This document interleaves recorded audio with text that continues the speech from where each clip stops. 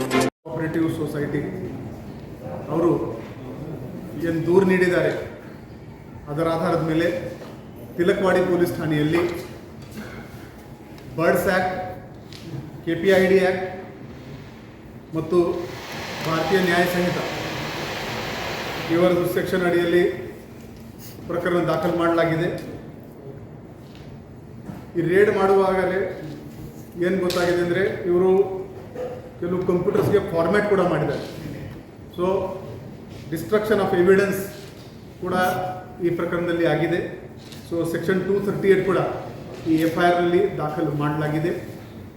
ಈ FIR 3 company, Adityaraj capitals, Adityaraj global communities, Adityaraj securities ಮತ್ತು 6 office bearers ಮತ್ತು ಇತರರು ಈ ಥರ ಪ್ರಕರಣ ದಾಖಲು ಮಾಡಲಾಗಿದೆ. ಮೇನ್ ಆರೋಪಿ ಬಾಲರಾಜ್ ಮಾನೆ CEO, ಇವನು ಆಬ್ಸ್ಕಾಂಡಿಂಗ್ ಇದ್ದಾನೆ. ಅವನಿಗೆ ಹಿಡ್ಕೊಳ್ಳೋಕ್ಕೆ ನಾವೊಂದು ವಿಶೇಷ ತಂಡ ಕೂಡ ರಚನೆ ಮಾಡಿದ್ದೀವಿ. ಇಲ್ಲಿವರೆಗೆ ಈ ಕಂಪನಿ ಬಗ್ಗೆ ನಾವು ಏನೇನು ಮಾಹಿತಿ ತಗೊಂಡಿದ್ದೀವಿ ಅದರ ಪ್ರಕಾರ ಈ ಕಂಪನಿ RBI ಜೊತೆಗೆ ರಿಜಿಸ್ಟರ್ಡ್ ಇಲ್ಲ, ಸೇಬಿ ಜೊತೆಗೆ ಕೂಡ ಈ ಕಂಪನಿ ರಿಜಿಸ್ಟರ್ಡ್ ಇಲ್ಲ. ಈ ಕಂಪನಿ ಪದಾಧಿಕಾರಿಗಳು ಪಬ್ಲಿಕ್ ಪ್ರೋಗ್ರಾಮ್ಸ್ ಮಾಡಿಕೊಂಡು ಜನರಿಂದ ಇನ್ವೆಸ್ಟ್ಮೆಂಟ್ ಮಾಡಿ ಡಿಪಾಸಿಟ್ ಮಾಡಿ ಅಂತ ಓಪನ್ ಅಪೀಲ್ ಮಾಡಿದ್ದಾರೆ. ಇವರು ಇನ್ವೆಸ್ಟ್ಮೆಂಟ್ ಮಾಡಿದ ಮೇಲೆ 5% ಪ್ರತಿ ತಿಂಗಳು ರೇಟ್ ಆಫ್ ರಿಟರ್ನ್ದು ಪ್ರಾಮಿಸ್ ಒಂದು ಅಗ್ರಿಮೆಂಟ್ನಲ್ಲಿ ಮಾಡಿದ್ದಾರೆ. ಈ ಎಲ್ಲದರಿಂದ ನಮ್ಮದು ಬರ್ಡ್ಸ್ ಆ್ಯಕ್ಟ್ದು ಮತ್ತು KPID ಆ್ಯಕ್ಟ್ದು ಎಲ್ಲ ರಿಕ್ವೈರ್ಮೆಂಟ್ ಫುಲ್ಫಿಲ್ ಆಗುತ್ತೆ. ಮೋಸ 1 ಕೋಟಿ ರೂಪಾಯಿದು ಇದೆ ಅಥವಾ 10,000 ಕೋಟಿ ರೂಪಾಯಿದು ಇದೆ, ಅದು ಇಂಪಾರ್ಟೆಂಟ್ ಇಲ್ಲ. ಮೋಸನೇ. ಅವರು ಜನರಿಗೆ ಕೊಡ್ತಾ ಇದ್ರು, ಕೊಡ್ತಾ ಇರಲಿಲ್ಲ, ಅದು ಕ್ವೆಶ್ಚನ್ನಲ್ಲಿ ಇಲ್ಲ.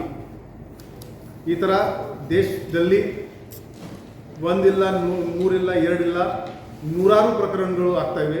ಎಲ್ಲಿ ಅವರು ಸ್ಟಾರ್ಟಿಂಗ್ನಲ್ಲಿ ಎಲ್ಲ ರಿಟರ್ನ್ಸ್ ಚೆನ್ನಾಗಿ ಕೊಡ್ತಾರೆ ಮತ್ತು 1 ಫೈನ್ ಡೇ ಎಲ್ಲ ಮ್ಯಾಕ್ಸಿಮಮ್ ಡಿಪಾಸಿಟರ್ಸ್ ಸೇರಿದ ಮೇಲೆ ಸಾವಿರಾರು ಕೋಟಿ ತಗೊಂಡು ಅವರು ವಿದೇಶಕ್ಕೆ ಹೋಗ್ತಾರೆ.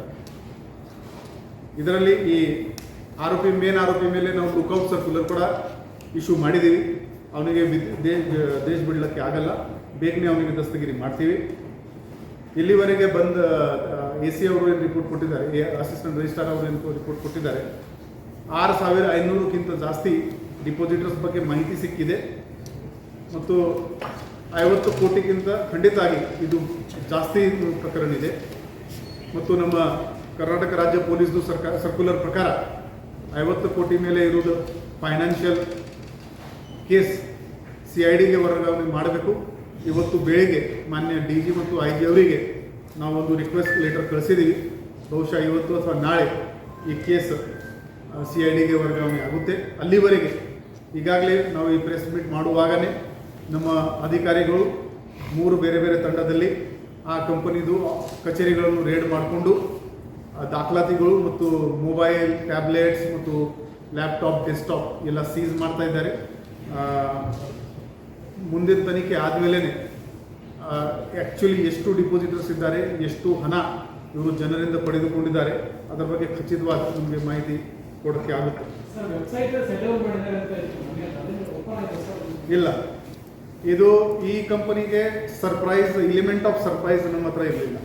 ಶಿವಮ್ ಅಸೋಸಿಯೇಟ್ಸ್ ಆದಮೇಲೆ ಈ ಕಂಪನಿಯವರು ಭಾಳ ಅಲರ್ಟ್ ಆಗಿಬಿಟ್ಟಿದ್ದಾರೆ. ಇವರು ಬೇರೆ ಬೇರೆ ನಮ್ಮ ಲೀಗಲಿ ಹೇಗೆ ಸೇಫ್ ಆಗಬೇಕು ಅಂತ ಪ್ರಯತ್ನ ಮಾಡಿದ್ದಾರೆ ಅಂತ ನಮಗೆ ಅನ್ನಿಸ್ತಾ ಇದೆ. ಮತ್ತು ಮೋಸ್ಟ್ ಇಂಪಾರ್ಟೆಂಟ್ ಏನಿದೆ ಅಂದರೆ ಇವರು ಕೋಆಪರೇಟ್ ಮಾಡ್ತಾ ಇಲ್ಲ. ಇವರದ್ದು ಯಾರ್ಯಾರು ಪದಾಧಿಕಾರಿಗಳು ಇದ್ದಾರೆ ಬಿಲ್ಕುಲ್ ಕೋಆಪರೇಟ್ ಮಾಡ್ತಾ ಇಲ್ಲ. ಅದರಿಂದ ಸ್ವಲ್ಪ ಡಿಲೇ ಕೂಡ ಆಗ್ತಾ ಇದೆ ಪ್ರೊಸೆಸ್ನಲ್ಲಿ. ಆದರೆ ನಾವು ನಮ್ಮ ಡಿಜಿಟಲ್ ಇನ್ವೆಸ್ಟಿಗೇಷನ್ ಟೀಮ್ ಮೇಲೆ ನಮಗೆ ನಂಬಿಕೆ ಇದೆ.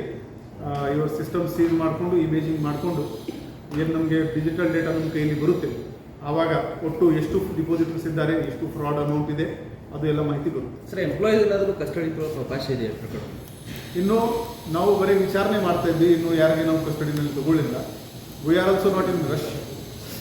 ಫಸ್ಟ್ ಕಲ್ಪೆಬಿಲಿಟಿ ನಾವು ಎಸ್ಟಾಬ್ಲಿಷ್ ಮಾಡ್ತೀವಿ, ಆಮೇಲೆ ದಸ್ತಗಿರಿ ಮಾಡ್ತೀವಿ. ಸರ್, ಮೇನ್ ಆರೋಪಿ ಜೊತೆ ಮತ್ತು 6 ಡೈರೆಕ್ಟರ್ನು ಇದ್ದಾರೆ. ಅವ್ರು ಅಥವಾ ಯಾರು ಲೋಕಲ್ ಡೈರೆಕ್ಟರ್ ಇದ್ದಾರೆ, ಅರೋರಾ, ಭಗತ್ ಅಥವಾ FIR ನಲ್ಲಿ ನಾವು ಹೆಸರು ಎಲ್ಲರದ್ದು ಹೆಸರು ಬಂದಿದೆ ಸರ್. ಅದು ಡೈರೆಕ್ಟರ್ದು ಯಾರ್ಯಾರು ಮೇನ್ ಜನ ಇದ್ದಾರೆ ನೋ ಆಫ್ ದ ಥಿಂಗ್ಸ್ ಹಾಂ ಮತ್ತು ಯಾರು ಕೋಆಪರೇಟ್ ಮಾಡ್ತಾ ಇಲ್ಲ ಅವ್ರ ಹೆಸರು ನಮ್ಮ FIR ನಲ್ಲಿ ಇದೆ. ಓಕೆ ಅವ್ರು ಲೋಕಲ್ ಯಾರು ಡೈರೆಕ್ಟರ್ ಇದ್ದಾರೆ ಎಲ್ಲ ಔಟ್ ಆಫ್ ಸ್ಟೇಟ್ ಸರ್ ಇದು ಮೋಸ್ಟ್ಲಿ ಲೋಕಲ್ ಇದ್ದಾರೆ, Local. ಲೋಕಲ್ ಇದ್ದಾರೆ. ಎಸ್, ಅವರದ್ದು ಕೂಡ ವಿಚಾರಣೆ ನಡೀತಾ ಇದೆ. ಹಾಂ. ಅವ್ರ ವಿರುದ್ಧ ಎವಿಡೆನ್ಸ್ ಸಿಕ್ಕಿದ ತಕ್ಷಣ ನಾವು ಮುಂದಿನ ಕ್ರಮ ಮಹಾರಾಷ್ಟ್ರದಲ್ಲಿ ಬ್ರಾಂಚ್ಗಳಿದಾವೆ. ಮಹಾರಾಷ್ಟ್ರ ರಾಜ್ಯ ಸರ್ಕಾರ ಅವತ್ತಲ್ಲಿ ಪೊಲೀಸರಿಗೆ ತಿಳಿಸಿ ಅವ್ರಿಗೇನ ಎಂಕ್ವೈರಿಗೆಲ್ಲ ಸಹಾಯ ಕೇಳಿದೆ ಅಂತ. ಇಲ್ಲ, ಸದ್ಯಕ್ಕೆ ಇಲ್ಲ. ನೇರವಾಗಿ ನಮಗೆ ಈ ಥರ ಕಮ್ಯುನಿಕೇಶನ್ ಕೂಡ ಮಾಡೋಕ್ಕೆ ಆಗಲ್ಲ. ಈ ಥರ ಮಾಡಬೇಕಾದ್ರೆ ನಾವು ನಮ್ಮ CID ಮುಖಾಂತರ ಬಟ್ ಅಲರ್ಟ್ ಅವರಿಗೆ ನಾವು ಮಾಡ್ಬೋದು.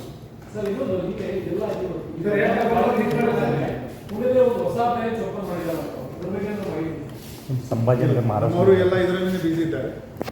ಕಂಡು ಬರುತ್ತೆ ಅವರ ಮೇಲೆ ಕಾನೂನು ಕ್ರಮ.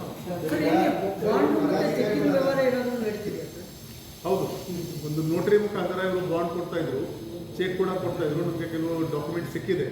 ಈಗ ಟೋಟಲ್ ಎಷ್ಟು ಡಾಕ್ಯುಮೆಂಟ್ ಇಶ್ಯೂ ಆಗಿದೆ ನಾವು ಆ ಬ್ಯಾಂಕ್ ಜೊತೆಗೆ ಸಂಪರ್ಕ ಮಾಡಿಕೊಂಡು ಮುಂದಿನ ಕ್ರಮ ತಗೋತೀವಿ.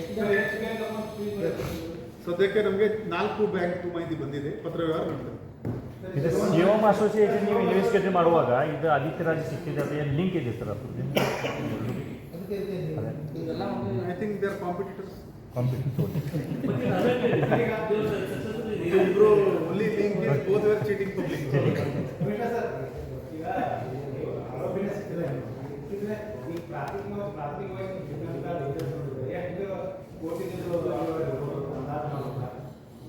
ನಾವು ಗೆಸ್ ವರ್ಕ್ ಮಾಡೋಕ್ಕೆ ಆಗಲ್ಲ, ಬಟ್ 50 ಕೋಟಿ ಮೀರಿದೆ ಅದು ಅಷ್ಟು ನಮಗೆ.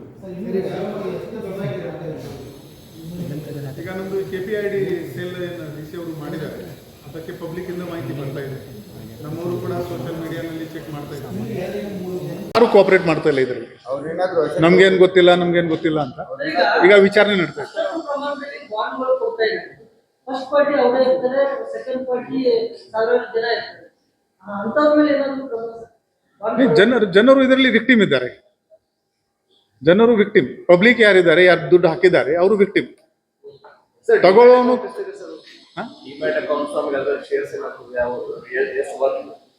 ಅದು ಇನ್ನು ಪ್ರಿಲಿಮಿನರಿ ಸ್ಟೇಜ್ನಲ್ಲಿ ಇದೆ, ಹೇಳಕ್ಕೆ ಆಗಲ್ಲ. We need to deeper. ನಿನ್ನೆ ರಾತ್ರಿ ಮಾತ್ರ FIR ಆಗಿದೆ. ಬೆಳಿಗ್ಗೆಯಿಂದ ಸೀಸರ್ ಪ್ರೋಸೆಸ್ ನಲ್ಲಿ ಇದ್ದೀವಿ ನಾವು. ಒಂದ್ಸಲ ಎಲ್ಲ ಡೇಟಾ ಸಿಕ್ಕಿದ ಮೇಲೆ only I can commit right. ಈಗ ಕಂಪ್ಲೇಂಟ್ ರಿಸೀವ್ ಮಾಡ್ಕೊಳ್ಳಿಕ್ಕೆ ಏನಾದ್ರು ಸ್ಪೆಷಲ್ ಸೆಲ್ ಅದು ಯಾವುದೇ DC ಅವರ ಕಚೇರಿಗೆ ಬರಲಿ, ಇಲ್ಲಾಂದ್ರೆ ಯಾವುದೇ ಪೊಲೀಸ್ ಸ್ಟೇಷನ್ಗೆ ಬರಲಿ, ನಾವು ಜನರಿಂದ ಕೂಡ ಕಂಪ್ಲೇಂಟ್ ತಗೋತೀವಿ. ಸರ್ ಈಗ ಇದು ಎರಡು ಕಂಪನೀಸ್ ಎಕ್ಸ್ಟೆನ್ಷನ್ ಏರಿಯಾದಲ್ಲಿ ಆಫೀಸ್ ಇದೆ. ಶಿವಮ್ ಅಸೋಸಿಯೇಟ್ಸ್ ದಟ್ ಡಿಸೆಂಟ್, ಇದು ಆದಿತ್ಯ ರಾಜ್ ಆಚೆ ಕಡೆ ಭಾಗ್ಯನಗರದಲ್ಲಿ ತುಂಬಾ ಹಾರ್ಟ್ ಆಫ್ ದ ಸಿಟಿಯಲ್ಲಿ ಯಾವುದು. ಇದರಲ್ಲಿ 3 ಕಂಪನಿ 6 ಪದಾಧಿಕಾರಿಗಳು ಮತ್ತು ಇತರರು.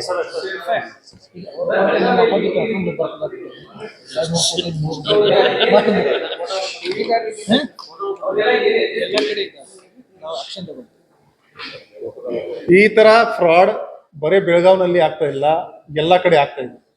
ನಮ್ಮ ಬೆಳಗಾವಿ ಜಿಲ್ಲಾಡಳಿತ ಪ್ರೊಆಕ್ಟಿವ್ ಇದೆ. ನಾವು ಮುಂದಿನ ದಿನಗಳಲ್ಲಿ ದೊಡ್ಡದು ಫ್ರಾಡ್ ಆಗೋಕ್ಕಿಂತ ಮುಂಚೆನೆ ಈ ಕ್ರಮ ತಗೊಳ್ತಾ ಇದ್ದೀವಿ. ಅದು ಒಳ್ಳೆ ಕೇಸ್ ಬಗ್ಗೆ ನೋಡಿ ಸರ್. ನಾವು ಎಲ್ಲಿ 15,000 ಗನ್ ತಗೊಂಡ್ಬಿಟ್ಟಾನೆ ತೆರಲಿಕ್ಕೆ ಸರ್. ಡಿಜಿಟಲ್ ಡೀಟೇಲ್ಸ್ ಬಂದಿದೆ.